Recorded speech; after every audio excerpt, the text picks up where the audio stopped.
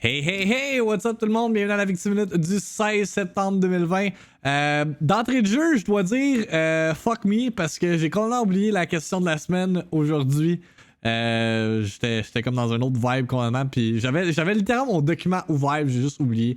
Fait qu'on va recaper ça demain, fait que désolé si vous vous attendiez à une question de la semaine, un round-up de questions de la semaine. Aujourd'hui, ça va être fait demain. Sinon, pour la VIICTIIMINUTE actuelle, on parle de, évidemment, le PlayStation Showcase qui va avoir lieu aujourd'hui. Hein? On va recaper le tout demain, don't worry about it. Là. Je vais littéralement réécouter la diffusion au complet. Alright? Sinon, il y a également l'analyse des ports ou l'analyse de Super Mario 3D All-Stars. Plusieurs outlets ont comme fait un genre de mini review. C'est pas vraiment un review parce que c'est les mêmes jeux qu'on a déjà joués, juste qu'ils sont sur la Switch. Anyway, il y a de l'information intéressante qu'on dissèque dans ça. Il y a également les critiques pour les nouvelles cartes vidéo d'NVDIA RTX 3080 Founders Edition. Fait qu'on regarde un peu les benchmarks puis ce que le monde a à dire niveau performance là-dessus. Fait qu'il y a un espèce de gros show. C'est peut-être pas le plus long, mais quand même, on a du content pour la VIICTIIMINUTE d'aujourd'hui. Enjoy! Actualité. The ball is in Sony's court. Just fucking announce the stuff, please. Critique. En tout cas, le user score sur Metacritic est à 2.6. Rumeur. I don't know. I'm just sharing this on the internet. Discussion. C'est pas n'importe quel jeu là, c'est fucking Halo, ok? Réaction. Nintendo, what the fuck are you doing? La VIICTIIMINUTE avec Victim. En manchette ce matin pour la VIICTIIMINUTE du 16 septembre 2020. Encore une fois, je vous rappelle, PlayStation 5 Showcase Livestream cet après-midi, 4h, heure du Québec. 40 minutes de whatever Sony decides to show us. Je sais que dans leur blog post, ils parlaient principalement qu'elle a montré des jeux de Worldwide Studios puis de leurs first parties. Il n'y avait aucune mention de date de sortie, prix and all that, mais on peut s'attendre que ils vont annoncer, ils vont unleash the load vu que Microsoft a fait la même chose la semaine dernière. C'était le back and forth là, on se demandait qui allait genre avancer leur queen en premier. Microsoft l'ont fait. En fait, Microsoft a été forcé de la faire. Mais là, c'est au tour de Sony là. Show us what you got. Oh my god, imagine il n'y a rien de ça et tout le monde est déçu comme avec Nintendo. I mean, on est au mois de septembre. La console, selon les spéculations, disent que ça va sortir en novembre. You got 2 months.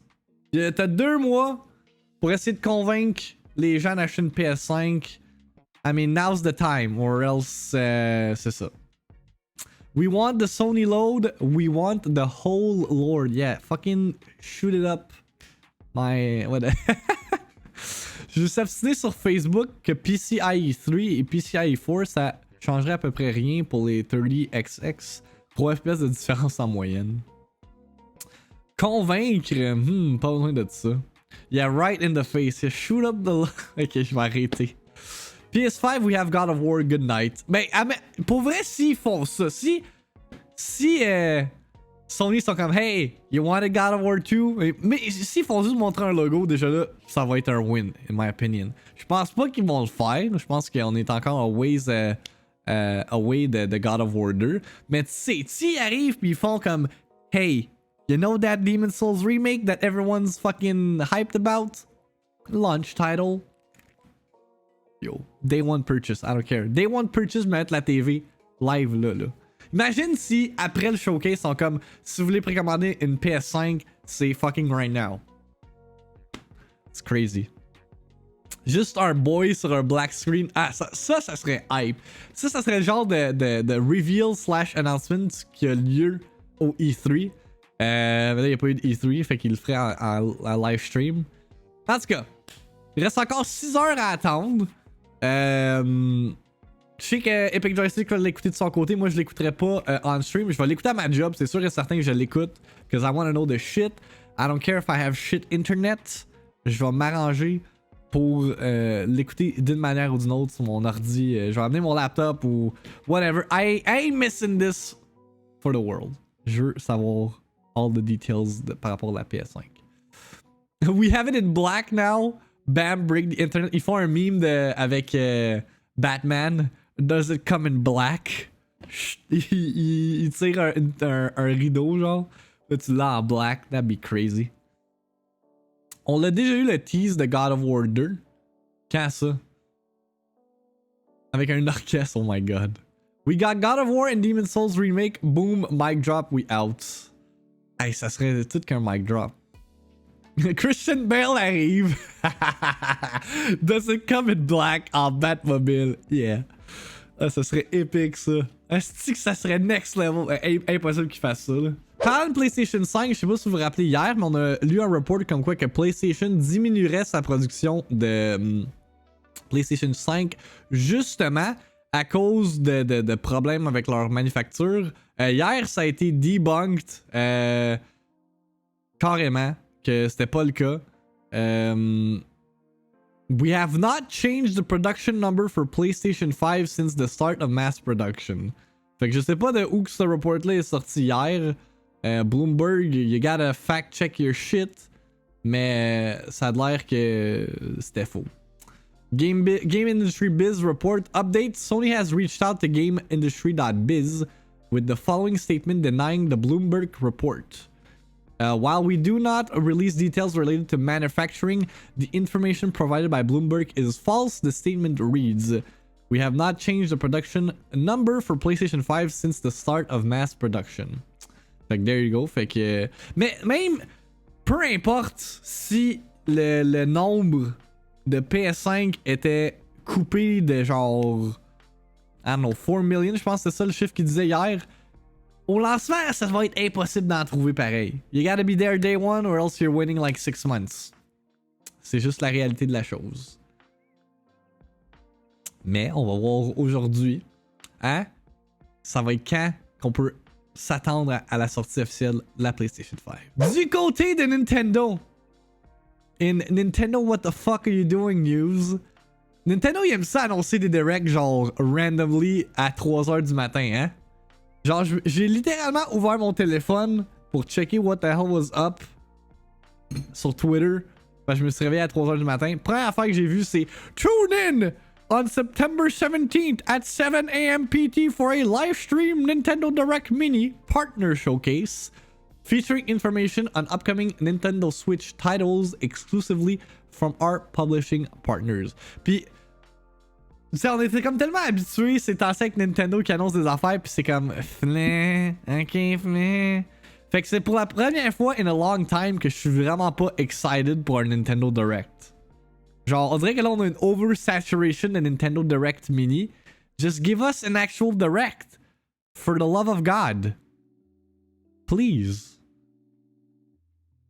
Ben, Sony ST annonce toujours un lundi pour un show les jeudis vendredi. Annonce un samedi matin pour un mercredi soir. What? Ben, c'est parce que probablement qu'ils ont. Probablement que c'était dans leur plan d'annoncer ça dans les 2 semaines ou dans le délai de 2 semaines. Comment je pourrais expliquer ça? En tout cas, soit la semaine passée ou cette semaine, c'était sûrement dans leur plan, mais là, avec ce que Microsoft ont fait, ils ont un peu été forcés de come up with some stuff ou de modifier leur plan. Puis là, le vendredi, tu sais, le vendredi, ça aurait été logique qu'il l'annonce là. Sauf que là, c'était le 11 septembre. Fait que je pense que c'est plus ça qui a fait en sorte qu'il était obligé de sortir ça un samedi. C'est clair, put up or shut up Nintendo. Là, il y en a qui spéculent que ça va être Monster Hunter qui va être montré là. Principalement. Honnêtement, I mean, I'm gonna be playing Mario in 2 days. I don't care. C'est impossible qu'on voit des first party, puis comme je l'ai dit, en fait comme je le dis souvent, la Nintendo Switch c'est une first party games machine. Pour ce qui est des third party, je m'en fous un petit peu. Quoique peut-être qu'on va avoir des... Non, je pense pas qu'on va avoir des indies. En tout cas, bref. Fait que c'est ça pour le Direct Mini. On va pouvoir l'écouter ensemble. C'est à 10h demain. Fait que, yeah, on va starter avec ça. On va starter la VIICTIIMINUTE avec ça. Pour une fois, au moins, ils ont pas fait comme hey, il y a un Nintendo Direct live là, écoutez-le. Fait que là, c'est genre, il y a une heure. That's how you do stuff, Nintendo. Fait que demain, 10h, on this very Twitch stream, on va écouter le Nintendo Direct Mini pour le mois de septembre. Et si on reste dans la thématique Nintendo, ils ont eu un management briefing. J'ai vu comme quelques tweets face sur face hier par rapport à ce meeting-là. Il y en a qui spéculaient peut-être que Miyamoto va peut-être annoncer sa retraite. Finalement, rien de ça de majeur qui a été annoncé. Principalement plus un business executive meeting qu'autre chose. Si on regarde brièvement les gros points, Nintendo Switch Online sits at 26 million users. And Nintendo can fucking make online work. Vous avez 26 millions d'usagers, puis votre online sucks dick. Come on now. Super Mario CG movie coming in 2022. I mean, ok, c'est en CG. No one asked for it, mais en même temps, ça peut pas être pire que Super Mario Brothers qu'on a eu back in. C'est sorti en quelle année ça? 1990 something? Ce désastre of a film. 1993. God. More than 200 million Nintendo accounts worldwide. Mario Kart Tour caused a huge spike. Puis on sait qu'il va y avoir une nouvelle console d'ici 2099. Fait que j'adore le fait que Nintendo ont complètement effacé la Wii U de leur historique. Hein? Ils sont comme it never happened, that console is out. Never existed. Fait que ça passe de DS, Wii à Nintendo Switch. Silly Nintendo. Nintendo a également annoncé hier soir l'arrivée d'autres jeux sur leur service Nintendo Switch Online. Fait qu'à partir du 23 septembre, vous allez avoir droit à Donkey Kong Country 2, Diddy Kong's Quest, qui est arguably le meilleur des trois de Donkey Kong Country sur la Super NES. J'en ai fini aucun à part le 1. I'm gonna be real. J'étais pas assez bon back then. Mario Super Picross, The Peacekeepers, puis sur la NES, Scat Special Cybernetic Attack Team. Aucune idée c'est quoi ce jeu là.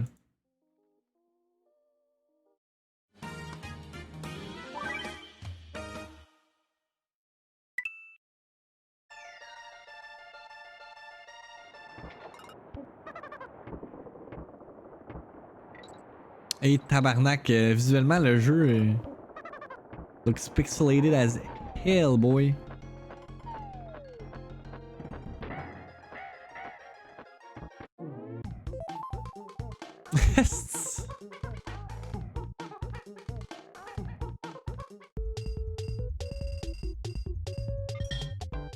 Ça c'est Mario Super Picross. Oh god damn, ça a l'air horrible comme jeu.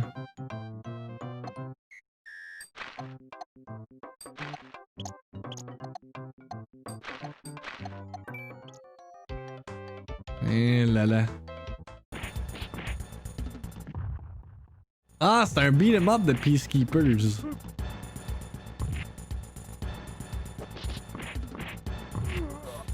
Ben les soundtracks de toutes les Nintendo games sont bonnes, selon moi là.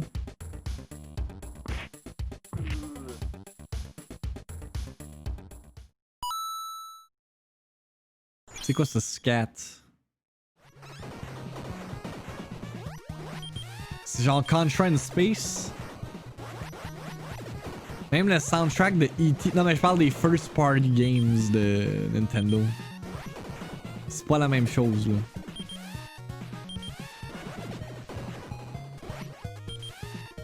I never saw this game before. Smart World, DK, Mega Man. Mega Man c'est pas un jeu de Nintendo. C'est un jeu de Capcom. Come on, vous connaissez pas vos... Vous connaissez pas vos jeux? Ah, moi je suis même pas un gamer, je connais... Puis là, justement, là, c'est pas des reviews qui sont sortis ce matin, c'est des port analysis.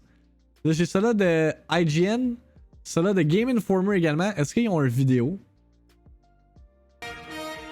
I think they do. Alright. Let's see what IGN has to say. Right off the bat. Super Mario 3D All-Stars is a collection of ports containing Super Mario 64, Super Mario Sunshine, and Super Mario Galaxy. But these are not remasters. Each game Ben oui, il est précommandé, il était installé Avengers. Art for all 3 games has been upscaled, but none are redone or enhanced in any significant way. Smart. Overall, these look and feel very similar to how they did on their respective original consoles, so this won't be a re-review. But I do want to give you an idea of what it's like to play these older games on new hardware. Alright. C'est à quelle heure iOS 14? J'ai aucune idée. Even before I got started, I was a little bit disappointed in the lack of effort Nintendo has put into this collection. We get Super Mario 64, Super Mario Sunshine, and Super Mario Galaxy, and that's pretty much it. Granted, 3D All-Stars also includes all 3 soundtracks, but taken as a whole, it's about as bare bones a package as you can get. Also, the baffling for $91, 3D All-Stars for sale only until March 2021 is absurd and feels decidedly anti-consumer. For further analysis, let's take a look at each of these games individually.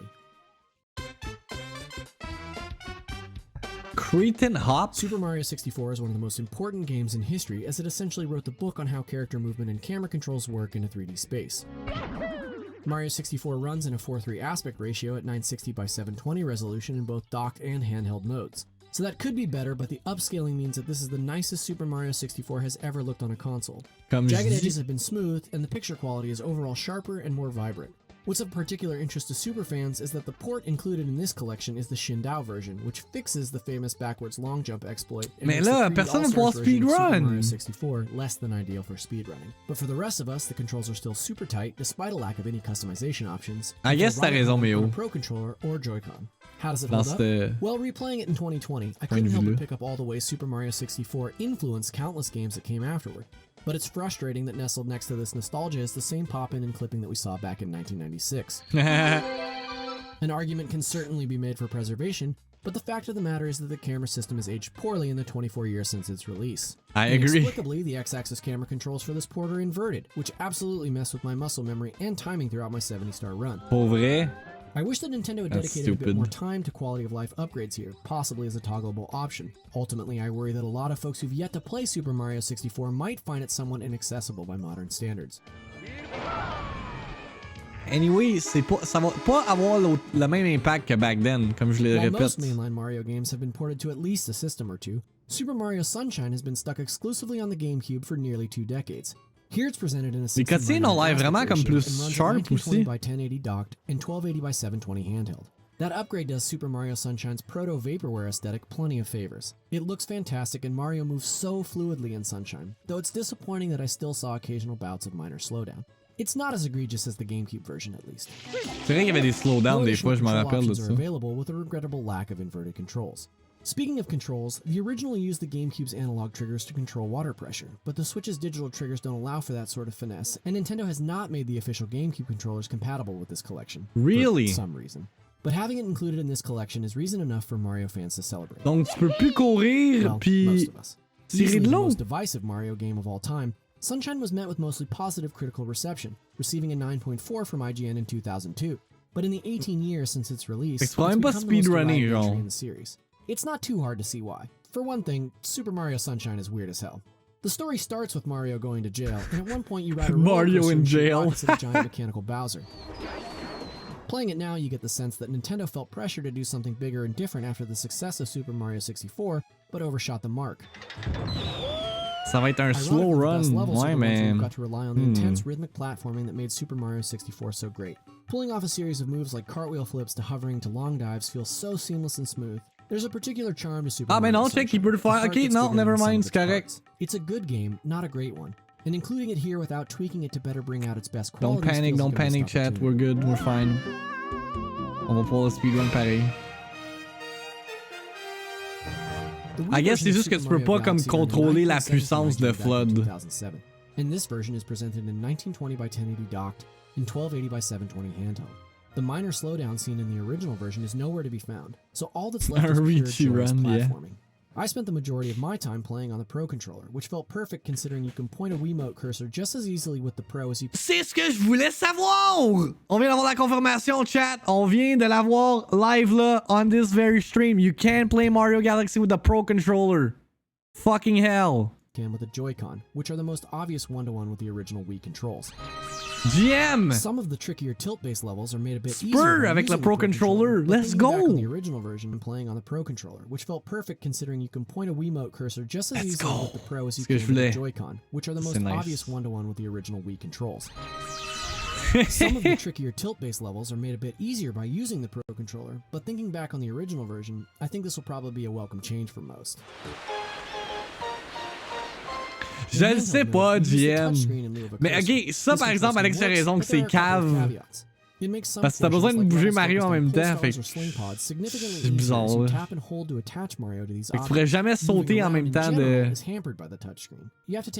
Ouais, c'est ça. Not the most ideal way to play, but an easy compromise to have arguably the best Mario adventure with you on the go. Ah I've really ouais? enjoyed the opportunity to replay Super Mario Fuck Galaxy on off, Switch because as far Nintendo. as I'm concerned, this is the best 3D platformer ever made and is damn near worth the price of admission Avec in this ton collection on its troisième own. bras, The am I pseudo right? psychedelic spacescapes are gorgeous, and the level-to-level objectives are streamlined to avoid any sunshine-style frustration.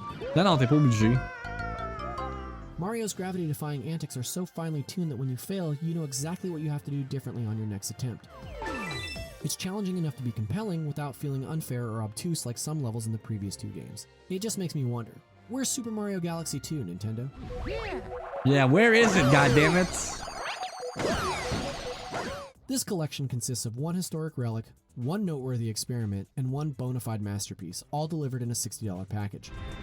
$91 for us. Super Mario 3D All-Stars a bit of a disappointment as a celebration of 3D Mario history, but taken as individual works, these games speak for themselves. While I would have loved to have seen a collection more worthy of Mario's long and winding Ça serait quand même nice, Super Mario ça. 3D All-Stars does just enough to satisfy longtime fans like myself, but misses the Ça mark serait by not fucking providing any cool. of the updates and extras that would have really made these classics sing.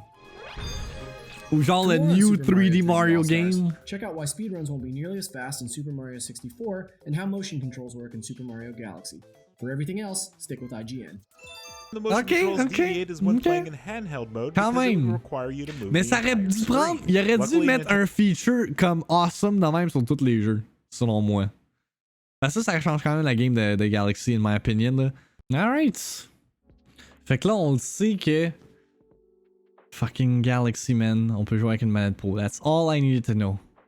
Fait que ouais, obviously, c'est une collection décevante. Mais en même temps, you get some good games, to be honest. Là. You get some really decent games. Mario, tu sais, Mario 64, tu peux comme pas y jouer, tu vas quand même avoir du fun avec Sunshine puis Galaxy. Là. Fait que vendredi, 9 AM, we're playing that. On joue à Galaxy puis à Sunshine sur le stream. Si on poursuit, hier avait lieu le Apple Event. Principalement, je sais qu'ils ont annoncé une nouvelle Watch, nouveau iPad. J'ai un recap de 5 minutes de justement de l'événement d'Apple pour pas qu'il y en ait qui fassent comme non, c'est encore liste d'Apple. Mais moi, je m'en calisse pas, ok? J'ai un iPhone, j'ai un MacBook, j'ai un Apple Watch. Shut the fuck up, on l'écoute in 5 minutes. Show me what you got. Here from payitforward and upphone.com, here today with a recap of Apple's Je sais pas, 2020 Alexis. September event. A lot of stuff here that we expected, a lot of stuff we didn't expect. Let's get to it. And this year, watchOS 7 adds several important health features that take advantage of the powerful technology in Apple Watch. The new Sleep app uses the motion sensors to track your sleep. Automatic hand washing detection Qui dort avec sa Apple Watch? Je peux savoir qui dort avec sa Apple Watch. You gotta be a psychopath pour dormir avec ta montre. Ça, c'est bizarre. recognizes the motion and sound when washing your hands and encourages you to continue for the recommended 20 seconds. And watchOS Ah, il y a 7 d'autres now dramas, uses Alexis, your là. motion J'entrerai and pas dans heart les rate détails to de measure ça, là. a lower range Si on of n'en VO2 finira max plus, là. Mais values. il y a This year, d'autres affaires qui sont Apple Watch sorties, là, takes cette another semaine, là. big C'est leap forward. stupide, là. And I'm excited to show it to you now. Là, il a enlevé la musique pour pas que ça soit copyrighté, genre. This is the new Apple Watch Series 6, the perfect combination of powerful features and beautiful design. And for the first time, a stunning new Apple Watch product red. Now, whether you're measuring blood oxygen, making a phone call on your watch, or simply checking your activity ring, Qui check son it's blood all made oxygen? possible Let's be real. by Apple Silicon. Inside Series 6 is our Mon père, sixth hier, il a generation fait la system joke in que ça peut package. détecter le It's a COVID purpose-built maintenant. design that's absolutely unique in the industry. It includes a high-performance dual-core processor based on the A13 C'est ça, Bionic exact, iPhone Brodin, 11, c'est quand t'as but charge. optimized for Apple Watch. The S6 is up to 20% Savoir faster si than c'est the mort previous generation. exactement. Well, today, we're excited to introduce something completely Oh different. shit, I'm dead. No, oh look, I'm Call dead it inside. Wait, but the solo loop. shit, that's sick The shit. solo loop is remarkably Weird, man. simple. No clasp, En fait, je pense que c'est pas halluciné, c'est no que overlapping j'anticipe ce que parts, t'écris. just one continuous piece. Made Ouais, from jizz, custom liquid exact. silicone, the Jizz. solo loop is stretchable so you can easily slip Shit. it on and off your wrist. It looks great and it's durable and it's swim proof, so it can go anywhere. The second thing we're doing to make Apple Watch available to even more people is to create a new model that combines elements of ça, je Series savais 6 pas. design with the most essential features of Apple Watch, all at a more affordable price. Like an Apple Watch We cheap. call it The Apple Watch SE. cheap. We think Apple Watch SE will be the perfect watch for many new customers. Apple Watch SE starts at just $279. Apple Watch Quand Series même. 6 with a breakthrough new blood oxygen sensor starts at just $399. J'aime le fait que c'est leur Introducing Apple point Fitness Plus, vendeur. a new service for Apple Watch designed to inspire you to get fit and stay fit. The entire Fitness Plus experience is powered by the Apple Watch in some really cool ways. When the trainer reminds you to check your heart rate, your numbers get larger, making it easy to see the details you need. You get 10 different types of studio workouts, so there's something for everyone.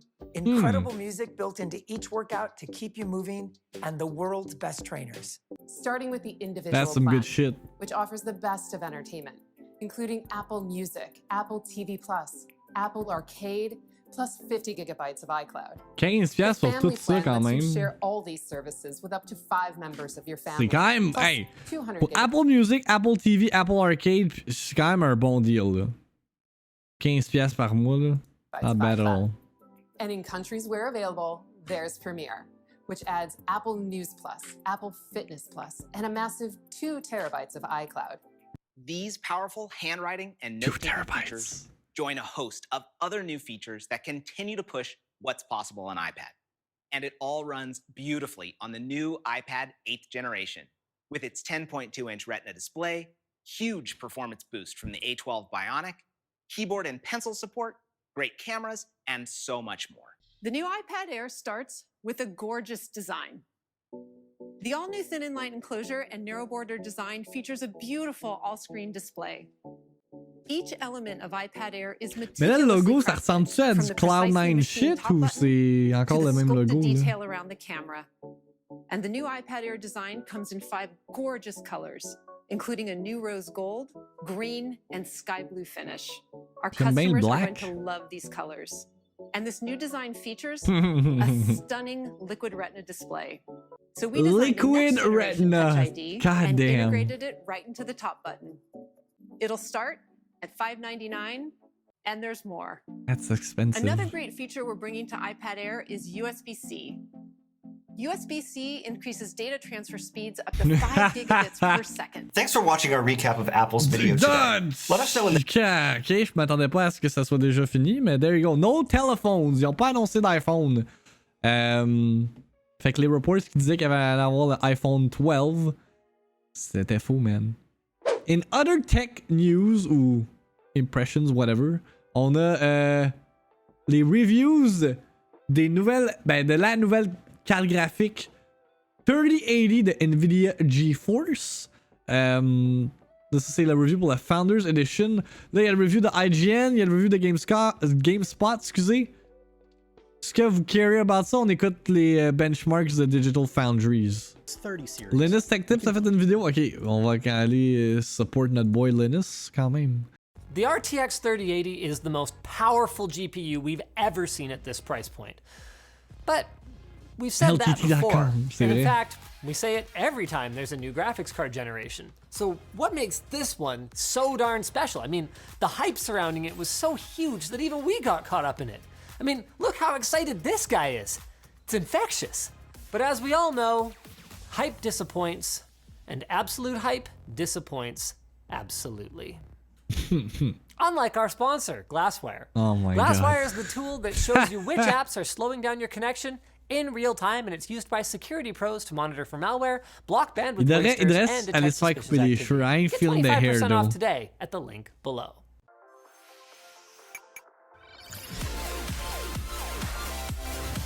Son intro est fucking nice, pour vrai. Là. You hear that? It's rattling. Weird. While you read over our test platform, let me get this off of my chest. NVIDIA, man, you guys really went out of your way to set yourselves up here, didn't you?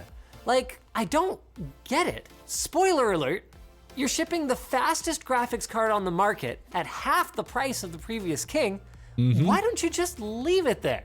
Why push your luck with claims like twice as fast as RTX 2080? Because it's not. What?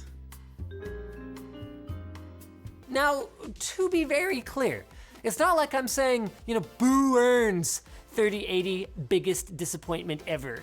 Because right out of the gate at 1440p, we're looking at a performance lead over not just the price comparable last gen 2080, but even the 2080 Ti. This is that 1440p. And even with RTX disabled. I mean, this is a freaking awesome leap in raw horsepower.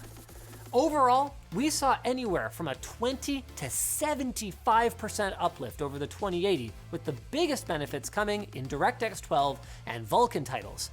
So then, the only reason I'm disappointed at all is because NVIDIA told me to expect double the performance of the 2080, which, as it turned out, was anywhere from a small embellishment to a fish this big whopper. But wait, okay, because perhaps there's more to this. Could our lackluster CSGO performance numbers hold the key? Look how CPU bound this game ends up, even at 1440p. So let's kick it up a notch to 4K, where we're gonna leave out our RX 5700 XT so we can test out DLSS, NVIDIA's deep learning upsampling technology. And, ooh, is that 41 frames per second in Microsoft Flight Simulator? 40K. At 4K Ultra, no less? Holy shit. I mean, not only that, but the minimum of 34 FPS? That is perfectly playable in a game that's more focused on visuals versus fast movement. Which means that we can definitively say, yes, it can run Flight Sim 2020.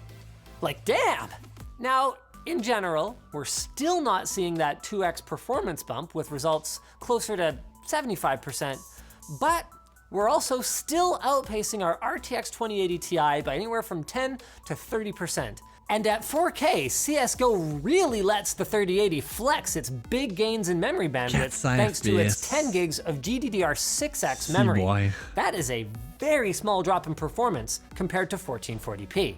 So all right then, while it may not be exactly what NVIDIA promised us, the 3080 is still a gaming monster. Maybe productivity will give us a clearer understanding of what they meant by that whole double the performance thing. And yeah, okay, that's double. And well ahead of the RTX 2080 Ti. In fact, in Blender, the RTX 3080's CUDA score is so good that it rivals, beats the RTX 2080's RTX optimized optics render time. Like, excuse me, pardon? And don't even get me started on the 3080's optics times. I mean, this is game changing for students and prosumers and even professionals looking to build affordable and powerful 3D rendering stations. SpecView Perf does bring us back down to earth somewhat with performance that's more in line with our gaming numbers, which is a bummer. But at least it gives us a hint as to where NVIDIA may have been focusing when they came up with that double figure. Interestingly though, Team Red pulled off a couple of wins here too, so while the 3080 tops the charts in most cases, it's not all powerful, and AMD's Big Navi announcement next month could extend some of those leads. Now, part of the rationale for choosing a Ryzen-based GPU test bench was so that we could test PCI Express Gen 3 versus Gen 4, starting with our review of the RX 5700 XT. Fortunately, we had some issues to exercise, so that'll have to wait for another day. Get subscribed so you don't miss our deeper dive on PCI Express Gen 4. For now, let's look at power draw. Using NVIDIA's PCAT tool, we captured this data while running SpecView Perf on our NVIDIA cards here, and we can see that the RTX 3080 is sitting roughly 100 watts higher than the RTX 2080 Ti, impressively hitting a lofty maximum above 350 watts. That is a lot of juice, ladies and gentlemen. And if the trend continues, it definitely explains why NVIDIA felt they needed this new 12-pin connector. This power draw translates into a significant increase in heat output, as you might expect as well. But it turns out the new Founders Edition cooler design is nothing short of incredible. In spite of it drawing 100 watts more, our 3080 maintained lower temperatures in a closed chassis than our 2080 Ti and boosted to roughly 2 gigahertz under full load throughout our testing. I mean, hey, it's unconventional, you know, blowing air up here and sucking air up through there, but gosh darn it, it works. At least for the GPU itself. One small detail NVIDIA glossed over in their marketing is that all of this heat has to go somewhere. And when we dug a little deeper, well, by Jove, we found it. As it turns out, dumping heat directly into your CPU and RAM makes them run hotter. We even made this little graph where you can see system thermals climbing by 10 degrees in a gentle arc across the board, indicating that it's not just SpecView Perf putting a load on these components, or we'd be seeing a spiky graph similar to our CPU and GPU temperatures. There is good news though. When we ran the same test with a Founders Edition RTX 2080 Ti, we actually got even worse results, indicating that the more efficient system airflow that NVIDIA boasted about for their cooler actually manages to extend to the rest of the system as well. So, good job, guys. And there's more to the story here than performance and power alone. NVIDIA has become laser-focused on system latency as a way to market their products, even going as far as to seed press with the internal tools that they use to measure it. And, as it turns out, that's for good reason. Now, more frames per second does result in smoother animations, but since most gamers would probably say 100 FPS looks butter smooth, it's clear that this smooth animations benefit has already hit a wall of diminishing returns. What doesn't seem to have a limit yet, however, is the effect of higher frame rates on a gamer's actual performance. Last year, we demonstrated a benefit in competitive play all the way up to 240 Hz in this video featuring Shroud, Mr. Grimm's, Corey, and Paul's Hardware. So then, if the reason for this improvement in gaming acumen isn't smoother animations, well, what is it? It's the responsiveness of the system. The more often the image updates on screen, the less delay a gamer's gonna feel between the movement of their mouse and the corresponding crosshair, making it easier to track down opponents. Well, NVIDIA Reflex, which is launching today as well, takes this research NVIDIA's done and goes a step further than even the ultra-low latency mode that's been enabled in both NVIDIA and AMD's drivers since last year. And NVIDIA has worked with developers to improve rendering latency directly in the game itself. With a CPU-bound scenario, it's not exactly a big deal. You're getting a very slight improvement in response time with a bit more consistency. We're not sure what that plus boost option is all about, but in Fortnite anyway, it doesn't seem to do much, at least at high frame rates. Other games implementations may be better. NVIDIA says that Reflex works best in GPU-bound loads anyway though, and in that scenario, latency goes from 90 to 120 milliseconds to around 45 to 80 with Reflex enabled. That's huge. One of the biggest problems with a low frame rate is low responsiveness, so the small sacrifice of 1 to 2 FPS ends up being a... Alexis, je peux te garantir que si Mike avait une souris ou un headset tagué DBO, ça se vendrait genre auprès des TikTok kids. Guaranteed. Guaranteed. Really good trade. The best part is that this feature works all the way back to 900 series Maxwell GPUs. Great stuff.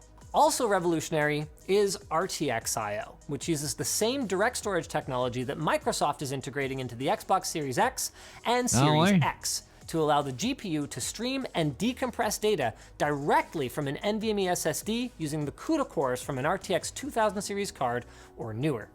Now, we can't test this feature yet because there are no games on the market that support it yet, but we would expect gamers to see similar benefits to what Sony showed off with their analogous technology, with improvements to everything from texture resolution in-game to even level design, eliminating things like unnecessary elevator rides while the assets load in.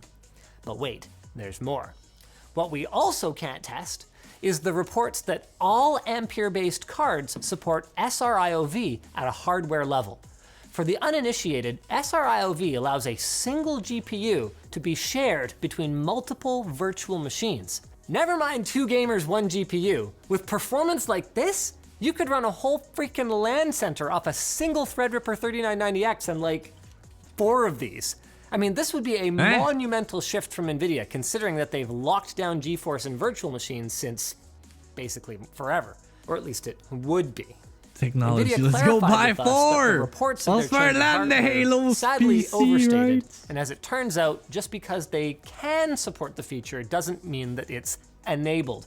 And sure enough, when we fired up our 3080 in Linux, it didn't report any SRIOV capabilities. NVIDIA does say, though, that the final decision on whether to enable it or not has yet to be made, so it is still possible they'll enable it. Maybe if enough people tweet at them, Jensen will get the hint. Wink, wink, hint, hint, nudge, nudge, please. In summary then, just like last time, we have no way of testing some of the headline features and no time to test others like NVIDIA Broadcast, which we'll be sure to do a follow-up video on. But unlike last time, the raw performance and pricing are a compelling enough story on their own, even if NVIDIA overplayed their hand a little. And unlike last time, the big feature, you know, the one that's right in the name, the hardware support for real-time ray tracing, has had a couple of years to mature, with a much longer list of supported games to go along with graphics cards that are now actually powerful enough to turn the feature on c'est déjà Shadow of the Tomb Raider comme référence. To be clear, it's still not the kind of thing that I would personally buy a new card over, but as far as added bonuses go, ray-traced Minecraft is pretty sweet. Ah ouais, c'est très demandant tant que And if you're looking for a segue to our sponsor, this is it. Do you think making a website is hard? Well, it doesn't have to be.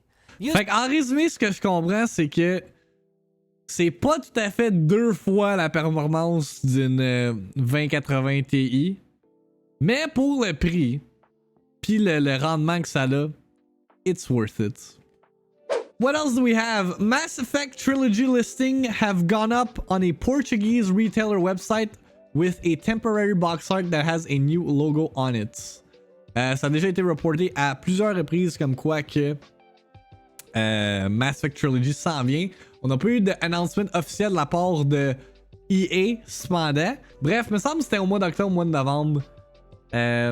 Voir que la version Switch est moins chère sur le retailer.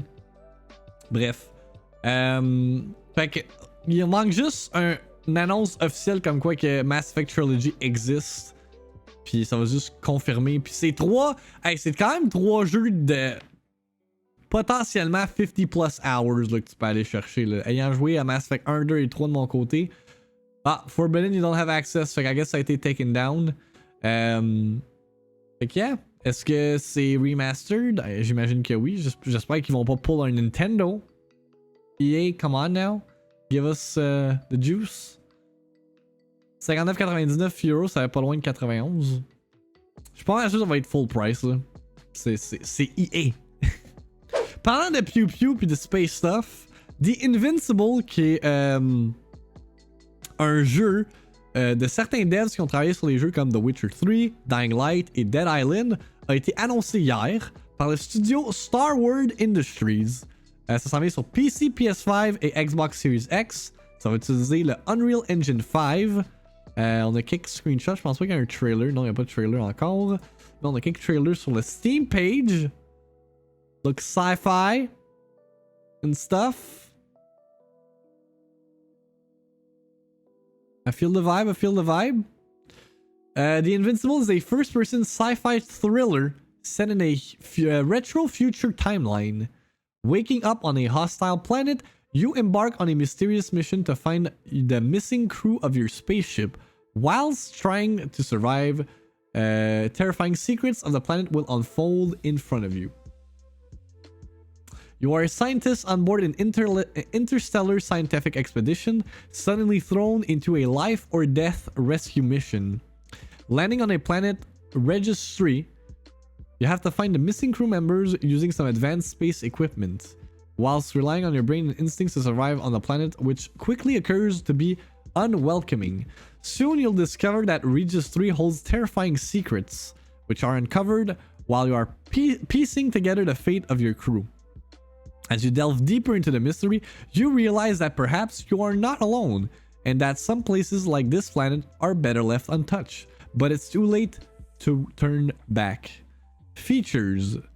Retro future atom punk setting reminiscent of the space race. Analog yet a very advanced technology, allowing for drones and autonomous robots to support or spoil your mission. Immersive gameplay with a non-linear story shaped by relationships, choices, and persuasive skills. Beautiful state-of-the-art graphics powered by Unreal Engine. Intriguing story inspired by Stanislaus Lem's seminal sci-fi cult classic of the same name. What is that? Stanislaus Lem's. Me semble le nom me dit de quoi. Cool de savoir que this game's coming. On n'en connaît pas encore plus de détails. J'imagine que c'est un jeu qu'on va pas voir avant genre 2022. I'm gonna make a bold prediction là, ce jeu-là. On s'en reparle dans 2 ans. Alright? Fait que, mesdames et messieurs, on s'arrête là-dessus aujourd'hui. Je vous rappelle, PlayStation 5 Showcase cet après-midi, 4h, heure du Québec. Donc, si vous voulez savoir d'entrée de jeu c'était quoi le prix, les dates de sortie dans la date, 4 p.m. Notre cher Epic Alex, aka Epic Joystick, va l'écouter sur son live stream. Fait que je vous recommande fortement d'aller check that out. Boy! Exact. Puis moi de mon côté, demain matin, je vais réécouter la diffusion complète avec vous autres. Fait que si vous le manquez, si vous êtes busy, pogné dans le trafic and all that, demain matin 9h, on recap tout ça. Également demain, il va y avoir le Nintendo Direct. Fait qu'on va avoir... Demain, on va avoir un autre big show, man. Un autre big show. Puis pour ce vendredi, we're playing Mario 3D All-Stars. Dude, this is great. I love it. Parlant de être pogné dans le trafic, je vous rappelle que vous pouvez trouver la VIICTIIMINUTE en version abrégée sous forme de podcast audio sur Apple Podcasts, Spotify, maintenant Google Podcasts. J'ai eu le email de confirmation ce matin. C'est peut-être pas live encore, ça va peut-être prendre une couple d'heures avant que ça soit live officiellement, mais si jamais vous voulez vous rattraper dans l'actualité du gaming world, du divertissement and all that en version audio pendant que vous êtes pogné dans le trafic, pendant que vous joguez, pendant que vous êtes au gym and whatever, c'est disponible. Puis on est également disponible en version vidéo sur ma chaîne YouTube, youtube.com/victim. Anyway, il y a un beau petit lien dans le bas qui récapitule tout ça. Fait que si vous voulez rester à l'affût, les liens sont à votre disposition. Également, j'oublie tout le temps de le plugger, mais The Gauntlet still going on. Gauntlet qui est le tournoi de jeux que je fais, de séries de jeux que j'ai starté, où est-ce que c'est 16 séries qui sont head-to-head dans un tournament bracket. Puis le gagnant de ce tournoi-là, ben je vais faire tous les jeux de la série en stream en 2021. Même si je suis plus un gamer, je vais trouver le temps. Parfait à écouter en travaillant. That's it. Puis parlant de petits commentaires de même, Podvin, si vous pouvez laisser un review sur Apple Podcasts, ça va être grandement. Fait que si jamais vous nous écoutez ou vous m'écoutez, je sais pas pourquoi je dis vous, là, comme si on était une grosse équipe. Non, c'est juste moi. Si vous m'écoutez sur Apple Podcasts, leave a 5-star review, because I offer that 5-star content, right? Puis écrivez à quel point je suis awesome, puis que je jizz everywhere dans mes phrases. Yeah. Et faites juste aller sur Apple Podcast, écrivez en all caps jizz. Je vais être bien content. Make sure Nintendo franchise wins. T'as pas Apple, c'est pas grave. Dis-le à ton ami, il va le faire pour toi, Line Dream, alright? Puis si vous voulez support your boy sur mes réseaux sociaux, Twitter, Instagram, TikTok and all that. Mais mon main réseau social personnel, c'est Twitter, là. Twitter, je poste des funny things on that. Fait que si vous êtes un usager de Twitter, c'est la meilleure place pour me suivre puis suivre mes opinions and all that. Également Discord, you already know. Justement, Discord, là, j'ai fait une section TV. Fait que si vous avez des recommandations de TV, parce que je vais peut-être, tout dépendamment de quel est le prix de la PS5, je vais peut-être m'acheter une TV 4K aujourd'hui. I don't fucking know. Peut-être. We'll see. Je vous en reparle demain. Fait que sur ce, merci encore une fois d'avoir engaged, d'avoir participé, d'avoir regardé la VIICTIIMINUTE. Genre, we running this show from Monday to Friday, sauf cette semaine parce que c'est Super Mario. We gotta play them Mario games. Exact. Spend money for no reason. Exactement. Puis en plus, j'ai eu ma paye Twitch hier ou avant-hier, je me souviens. Mais elle est rentrée dans mon compte. Aujourd'hui, j'ai ma vraie paye. Fait que ça, c'est cool. Fait que money in the bank for your boy and all that. Puis ouais. Ouais. Oui. Voyons, je suis pas capable de parler. Oui, on se revoit demain. Je dis esti dans mes phrases. Ça va pas bien mes affaires. Ouais. Buy 2 TVs. Buy one for your house. Buy one for your mom. Buy 2 times Mario 3D All-Stars and all that. Buy everything twice, man. D'un coup que une des versions pet or whatever. En tout cas, on se voit demain. Take care of yourselves. Puis get hyped for that PS5 announcement and shit. It's gonna be a good day. It's gonna be a good day. Bye bye! C'est même le menu là, j'étais comme what? Puis ça, c'est mimique. Le widescreen est 16:9. Tu sais, il n'y a pas de mod ou whatever. Puis ça, il n'y a pas de. C'est même pas du vrai widescreen. Mario a l'air chouette. Même, ça paraît même pas tant là.